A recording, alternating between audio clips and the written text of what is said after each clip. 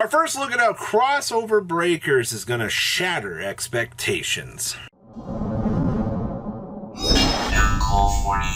Did you want quarter centuries and collector's rares out of Crossover Breakers? Well, Kong's Cards now has those available. You can check them out. I'll leave a link down below. And of course, discount code MCO40 will save you on your purchase. I know Crossover Breakers has been an experience of people want higher rarity cards, and this is your opportunity to get them. Make sure you guys smash the crap out of that subscribe button so you guys don't miss out on more awesome content. We have a nice, very future sneak peek out here. You know, landscape is still kind of settling in out here.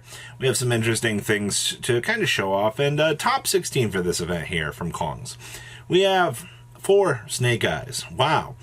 You know, my favorite part about this is, though, 0 Snake Eyes made top 8. That's right. That 4 Snake Eyes that you're seeing right now, no, they don't make it. They're done.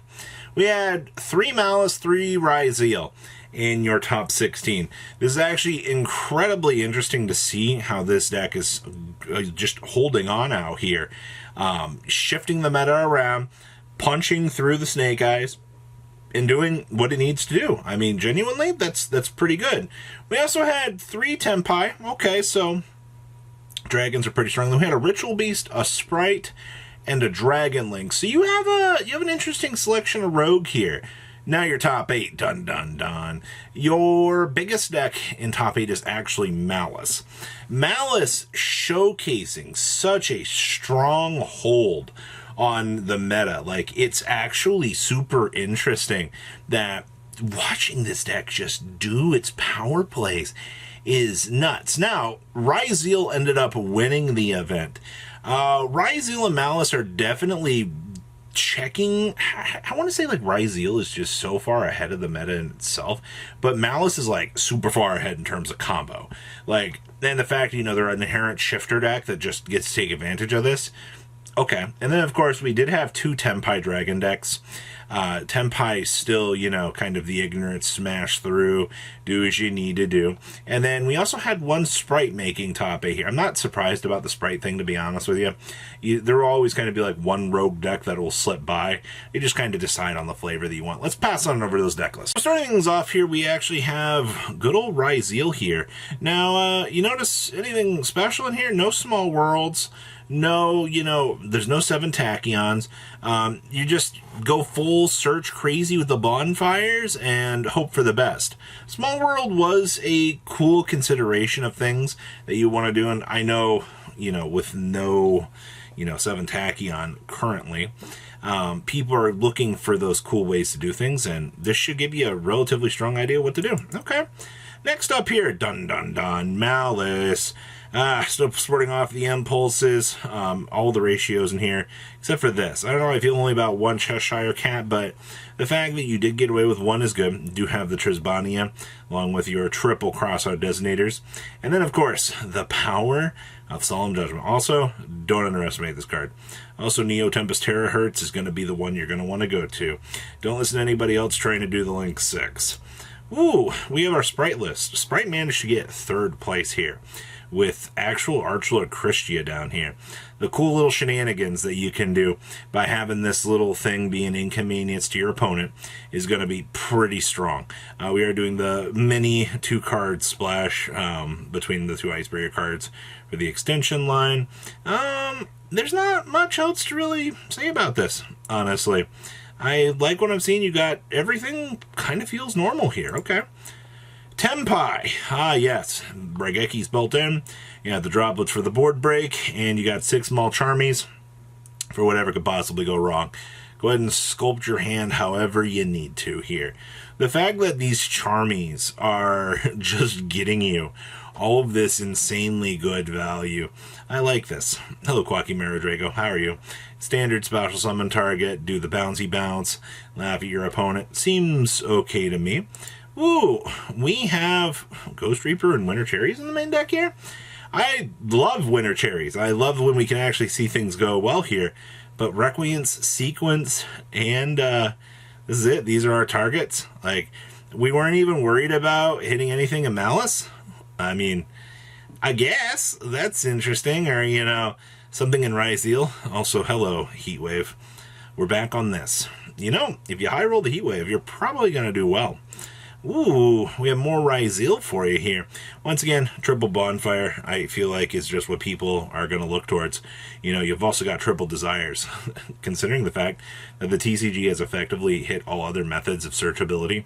The fact, you know, we still have desires, you know, for the banished 10 go. It's very good. Also, the utopic full armored Ray Lancer down here for some cheese. I like this. The aggregator also, this card gets so much playtime in this deck. Like, it's actually kind of insane. Okay. Ooh, we have more Maliss. Sporting off 2 Signet Minings, even though you're playing shifters. Our traps feel a little bit heavier. 2 MTB07 and 2 TB11. Interesting. And we're also side decking Mulch Armies. I don't know if I agree with that. I feel like these are super good to do the thing. Neotomus Terahertz. And then, of course, we are playing a microcoder in here, along with the Signet Conflicts. You are doing more of the little code talker sidelines of play. Nothing wrong with it. Ooh, we have more Maliss. This build is sporting off the Parallel Exceeds. People were talking about wanting to test out the Parallel Exceeds before. I like the idea of having these cards help you out, you know, being able to get the free special summons, get into, you know, just extra stepping stones for your link plays. This is definitely good. You could maybe try some other Exceeds, but I don't think it's worth it. Like, you just want free climbing. Seems good to me. All right, so that's your top 8. Top 16. We hit our first Snake Eyes down here, which is mildly inconvenient, actually. You do see we are sporting out the 1 Lacrima with the 1 Engraver. I don't know how I feel about this. I guess cutting back on the package down to like the bare minimum is good. You do see we are playing Desiree, Sequence, and all of this.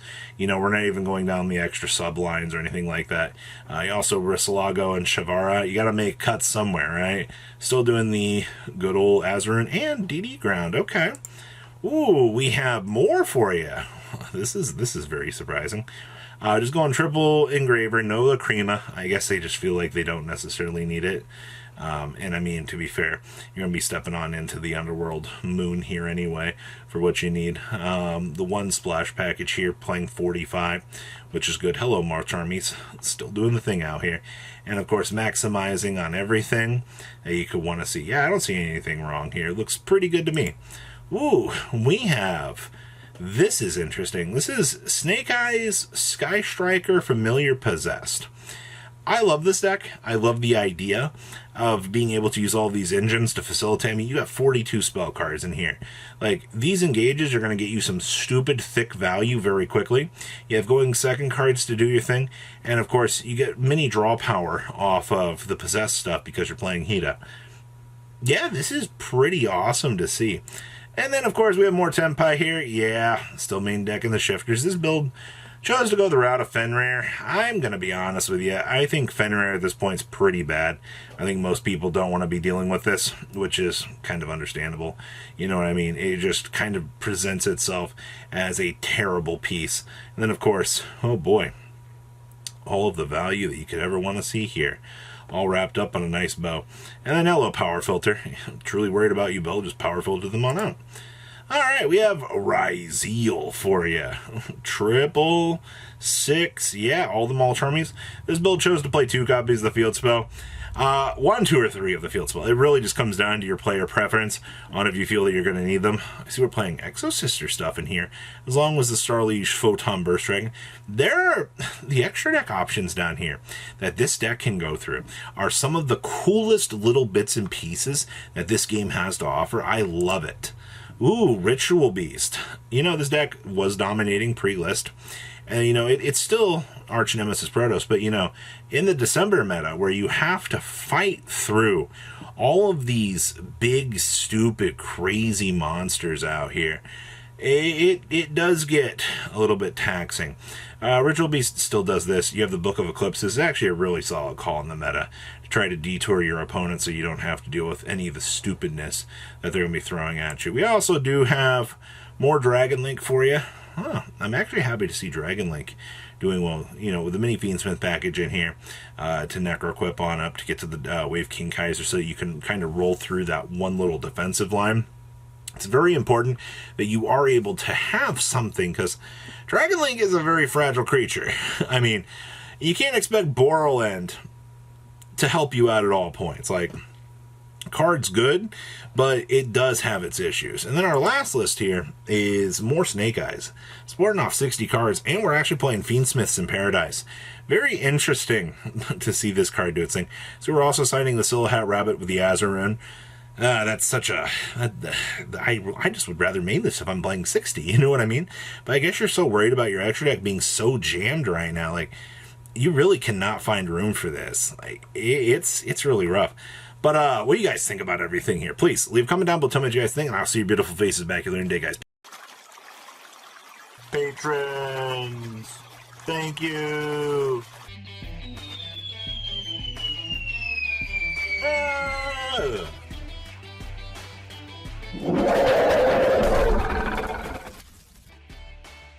Thank you so much for watching. Check out these other videos.